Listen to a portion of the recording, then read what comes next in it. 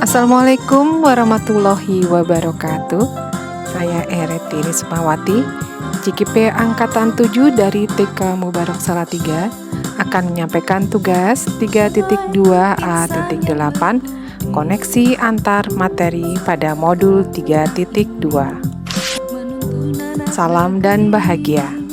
Saya didampingi oleh fasilitator Bapak Muhammad Kusdi dan pengajar praktik Ibu Sriwidodo Puji Lestari. Tujuan pembelajaran khusus, JKP mampu menghubungkan materi modul ini dengan modul-modul yang didapatkan sebelumnya.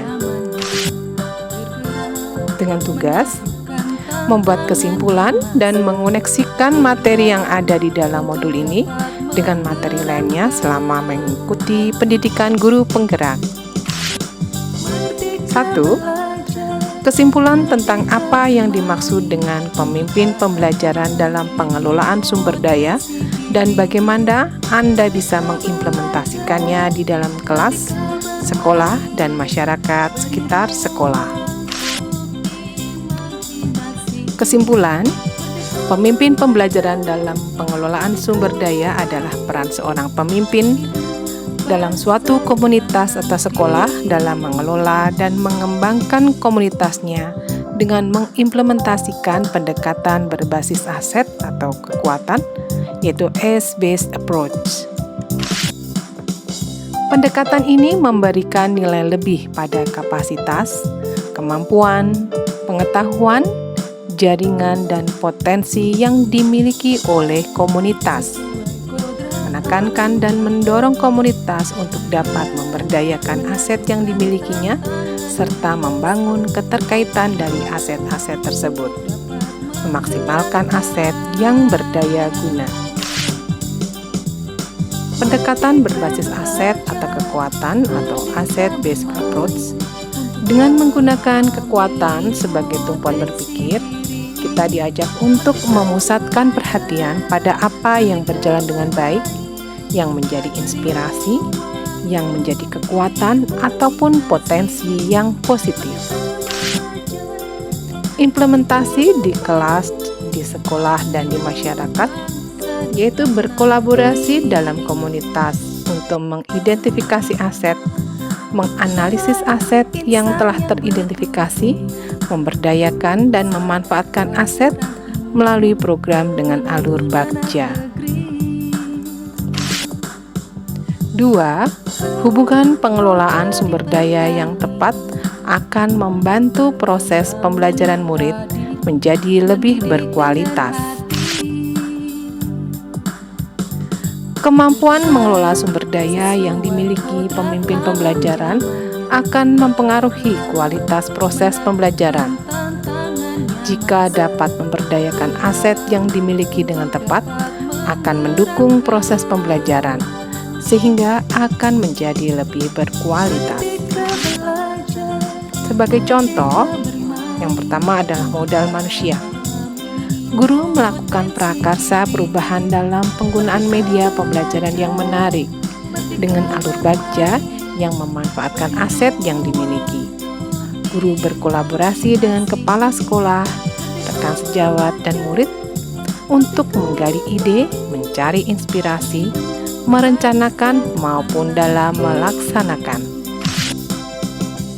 Modal sosial. Guru memanfaatkan modal sosial, yaitu melalui komunitas kerja guru dalam kegiatan belajar dan berbagi untuk pembuatan media pembelajaran yang menarik untuk murid. Modal budaya. Dengan budaya gotong royong, guru berkolaborasi dengan rekan sejawat membuat media pembelajaran. Modal berikutnya adalah modal lingkungan, yaitu guru memanfaatkan modal lingkungan saat menggunakan bahan alam dan bahan daur ulang sebagai bagian dari media pembelajaran yang digunakan. Modal finansial. Modal finansial juga dimanfaatkan untuk pembiayaan pengadaan atau pembuatan media pembelajaran yang menarik bagi murid. Dengan memanfaatkan aset dan modal secara tepat, proses pembelajaran akan menarik bagi murid. Murid akan merasa senang dan nyaman saat belajar. Kondisi ini akan mendukung proses pembelajaran yang berpihak pada murid, sehingga kualitas pembelajaran akan lebih maksimal. 3. Hubungan modul 3.2 dengan modul lainnya. Koneksi dengan modul 1.1.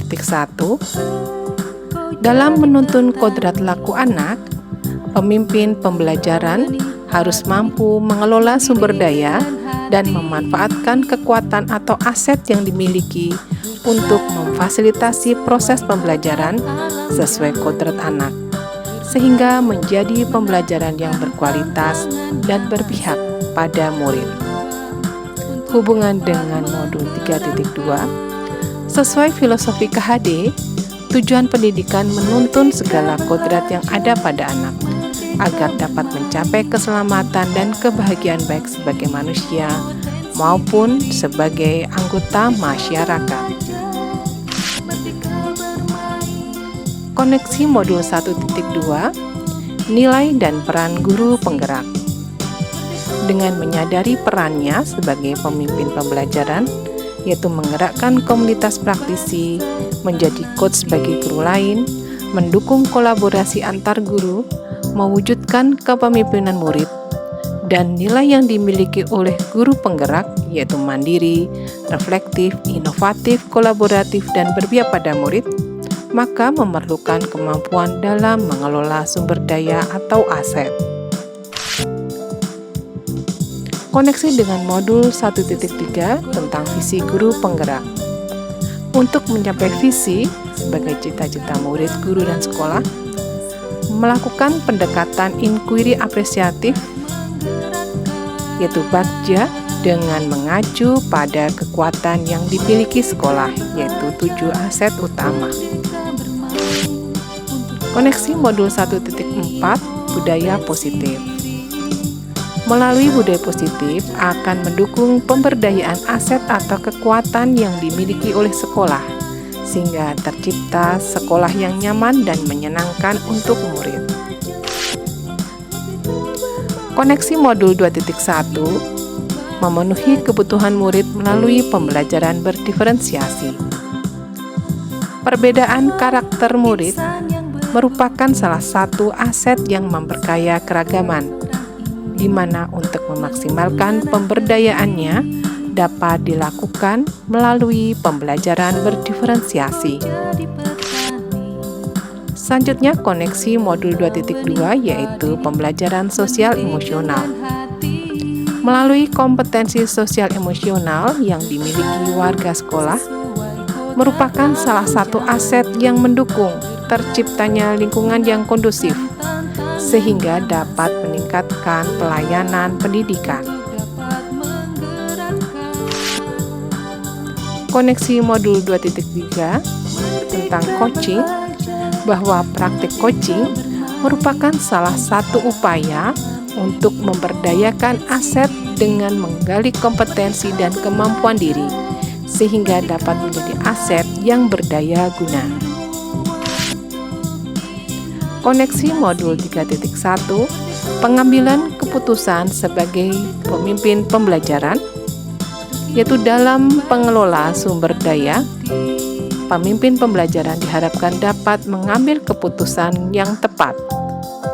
Melalui modul 3.1 telah dibekali bagaimana seorang pemimpin pembelajaran dapat mengambil keputusan. Pertanyaan keempat, bagaimana hubungan antara sebelum dan sesudah Anda mengikuti modul ini, serta pemikiran apa yang sudah berubah di diri Anda setelah Anda mengikuti proses pembelajaran dalam modul ini? Sebelum pembelajaran, saya terkadang masih melakukan pendekatan berbasis masalah, dan saat menggunakan pendekatan berbasis aset, belum memahami keseluruhan tentang aset yang dimiliki oleh komunitas sekolah.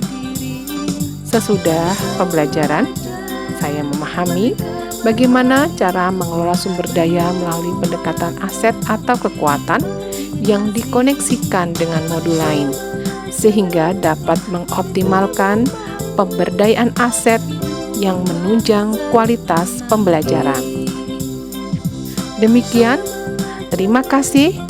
Guru Bergerak Indonesia Maju. Wassalamualaikum warahmatullahi wabarakatuh.